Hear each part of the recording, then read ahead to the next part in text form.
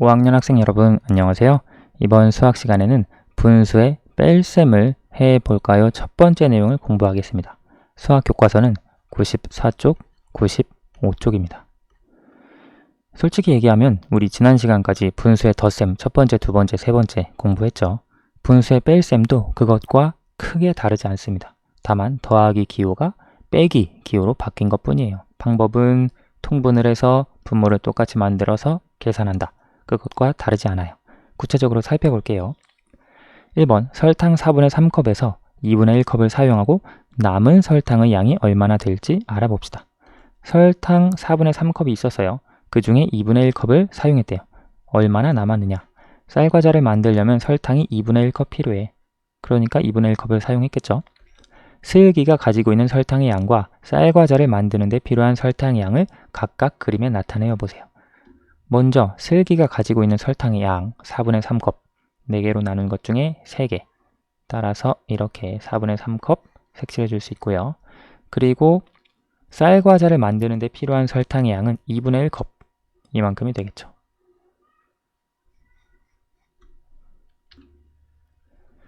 쌀과자를 만들고 남은 설탕의 양이 어느 정도가 될지 어림해 보세요. 자, 이것은 어림을 해보면 슬기가 가지고 있는 설탕의 양이 한 컵이 안 됩니다. 근데 그 중에서 절반을 빼버렸죠. 우리가 만약에 한 컵이 있었는데 그 중에 절반을 빼면 반이 남을 것 같아요. 그런데 슬기가 처음부터 한 컵도 안 가지고 있었어요. 그런데 반이나 빼버린다? 그러면 여기서 남은 설탕의 양은 2분의 1컵보다 작을 것 같다. 라고 어림할 수 있습니다. 선생님이 설명했듯이 한 컵이 다 있을 때 절반을 빼버리면 반 컵, 2분의 1컵이 남거든요. 그런데 지금 처음 있던 양이, 설탕의 양이 한 컵도 안 되잖아요. 4분의 3 이 정도밖에 안 되니까. 따라서 뺀 양은 2분의 1컵보다 작을 것으로 어림해 줄 수 있고요. 선생님이 어림 나올 때마다 얘기하지만 어림은 정답이 있는 게 아니에요. 자기가 타당하게 설명할 수 있으면 우리가 그 짐작할 수 있는 방법을 연습하는 방법입니다. 자, 두 번째, 분모가 다른 분수끼리 빼려면 어떻게 해야 할지 자신의 생각을 말해보세요. 4분의 3에서 2분의 1을 빼야 하거든요. 우리 이미 공부했죠.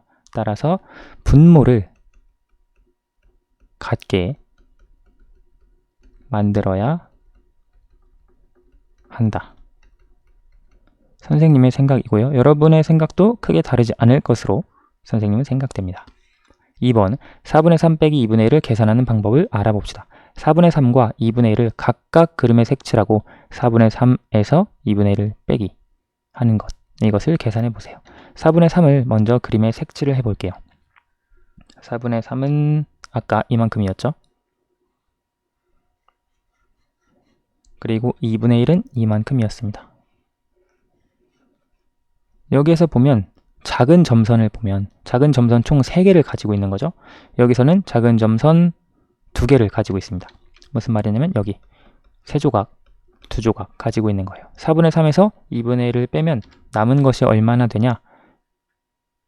이거 하나밖에 안 남아요. 그렇죠? 왜냐하면 여기 2개 빠지고 남은 것이 하나니까요. 이것을 숫자로 표현해보면 4분의 3 여기 있습니다. 2분의 1을 분모를 4인 분수로 만들어주면 4분의 2로 쓸 수 있죠. 분모 분자에 2를 곱해서. 즉 4분의 3에서 4분의 1을 뺀 거예요. 3분의 3 빼기 2분의 1은 4분의 1. 지금 하나 남은 것이 4분의 1이잖아요. 그렇죠? 따라서 4분의 3 빼기 4분의 2는 4분의 1이다. 이렇게 계산할 수 있고요. 계산한 방법은 우리가 전에 배웠던 두 분수를 통분하는 방법을 활용해서 두 분수를 통분하여 계산했습니다.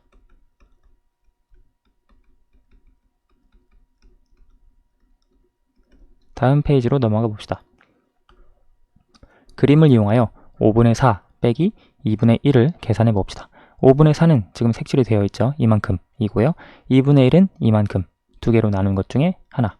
5분의 4는 5개로 나눈 것 중에 4개. 그런데 작은 점선을 보시면 작은 점선 하나, 둘, 셋, 넷, 5, 6, 7, 8 조각이에요. 작은 조각. 여기서는 5조각입니다. 즉 5분의 4를 10조각으로 나눈 것 중에 8조각, 즉 10분의 8 1로 쓸 수 있고요. 2분의 1을 10조각으로 나눈 것 중에 5조각, 10분의 5로 쓸 수 있습니다. 사실 이 과정은 우리가 익숙한 과정이죠. 뭐 하는 거죠? 통분하는 거죠. 분모를 똑같게 만드는. 따라서 10분의 8 빼기 10분의 5 계산하면 10분의 3이 됩니다. 실제로 여기서 5조각을 빼고 나면 남은 것이 이 3조각이 되기 때문에 세조각은 10분의 3으로 표현할 수 있겠네요. 4번 4분의 3 빼기 6분의 1을 서로 다른 방법으로 계산한 것입니다. 어떤 방법으로 계산했는지 설명해 봅시다. 4분의 3 빼기 6분의 1이 있거든요. 자, 그럼 이걸 계산할 때 첫 번째 분수에 분모 분자에 6을 곱해 주었어요. 그래서 분모를 24로 만들었고요. 두 번째 6분의 1 분모 분자에 4를 곱해 주었어요. 따라서 두 번째 분수의 분모도 24로 만들었습니다. 즉 분모를 통분해서 계산을 해 주었는데요. 방법 2와 어떻게 다른지 먼저 살펴볼게요. 4분의 3 빼기 6분의 1 여기에서는 분모 분자에 3을 곱해 주었습니다. 그래서 분모를 12로 만들었고요. 6분의 1 여기에는 분모 분자에 2를 곱해서 역시 12로 만들었어요. 방법 1과 방법 2 둘 다 모두 분수를 통분해서 분모를 똑같이 만들어준 다음 뺄셈을 한 것, 그것은 같습니다. 그런데 구체적으로 그 통분하는 방법이 달랐는데요. 그것을 표현해주면 두 분모의 곱을 방법 1의 경우 두 분모의 곱 4 곱하기 6, 24죠. 그것을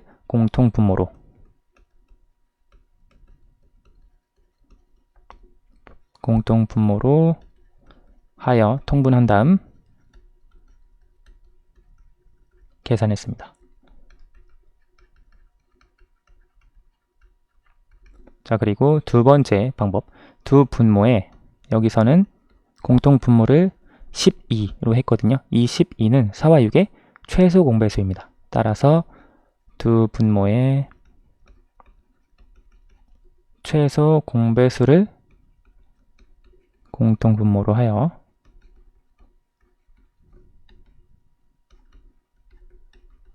통분한 후 계산했습니다.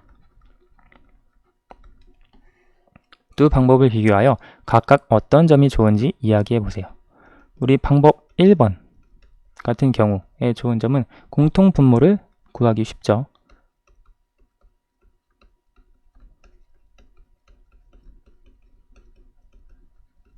방법 2번 같은 경우에는 분자끼리의 뺄셈이 쉽습니다. 왜냐하면 숫자가 커지지 않기 때문에.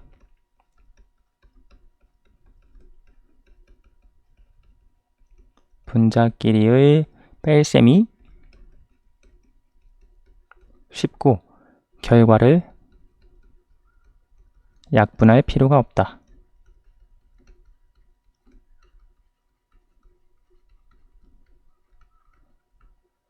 여기에서 보면 약분할 필요가 없었죠. 그런데 여기선 약분을 해 주어야 했습니다.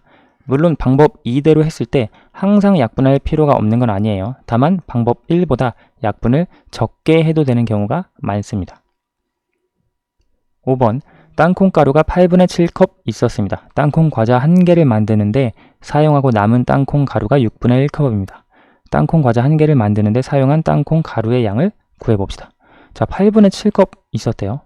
그런데 남은 땅콩 가루가 6분의 1컵이래요. 그러니까 이만큼 8분의 7이 있었는데 얼만큼 사용하고 남은 것이 6분의 1컵이래요. 이걸 우리가 단순화 시켜보면 예를 들어 과자가 5개 있었어요. 그런데 남아있는 과자가 2개예요. 그럼 몇 개를 먹었냐? 이것과 같죠? 이걸 어떻게 구해주냐면 이 5에서 2를 빼주어서 이걸 구해주죠. 같은 원리예요. 8분의 7에서 6분의 1을 빼주어서 사용한 땅콩 가루의 양을 구할 수 있습니다. 8분의 7 빼기 6분의 1로 식을 세워주고요.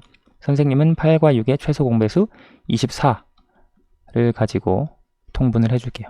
24를 만들기 위해 분모 분자에 3을 곱해서 24분의 21로 여기에는 분모 분자에 4를 곱해서 24분의 4로 나타내주면 이것은 24분의 21 빼기 4 계산하면 17이 되겠네요. 따라서 땅콩 과자 1개를 만드는데 사용한 땅콩 가루의 양은 24분의 17컵이다 라고 할 수 있겠네요. 오늘 수학은 여기까지 하도록 하겠습니다. 감사합니다.